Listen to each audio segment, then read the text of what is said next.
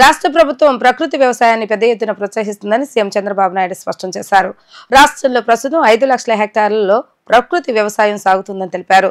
2028-29 నాటికి రాష్ట్రంలో 40 లక్షల మంది రైతులను ప్రకృతి వ్యవసాయం వైపు మళ్లించి తద్వారా 50 లక్షల ఎకరాల్లో ప్రకృతి సేద్యం సాగేలా చూడాలని ప్రభుత్వం లక్ష్యంగా పెట్టుకుందని ఆయన వివరించారు. Pegasus Capital Advisors chairman Craig Cogut, operate advisory Gina McCarthy, producers trust CEO Keith Agoda ముఖ్యమంత్రి నారా చంద్రబాబు నాయుడుతో సచివాలయంలో సమావేశమయ్యారు.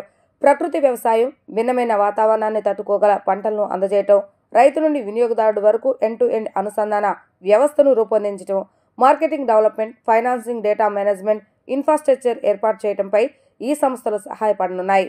పబ్లిక్ ప్రైవేట్ సంస్థల నుంచి ఆర్థిక సహాయాన్ని అందించేందుకు ఇవి సంపూర్ణ సహకారాన్ని అందించనున్నాయి. అంతేకాకుండా ప్రకృతి వ్యవసాయ పర్యావరణ వ్యవస్థ కోసం ఆంధ్రప్రదేశ్ను గ్లోబల్ సెంటర్ ఆఫ్ ఎక్సలెన్స్ గా ప్రమోట్ చేస్తూ ఈ మేరకు రాష్ట్ర ప్రభుత్వ సంస్థ అయిన రైతు సాధికార సంస్థ Pegasus Capital Advisors Producers Trust సంస్థలు MOU చేసుకున్నాయి.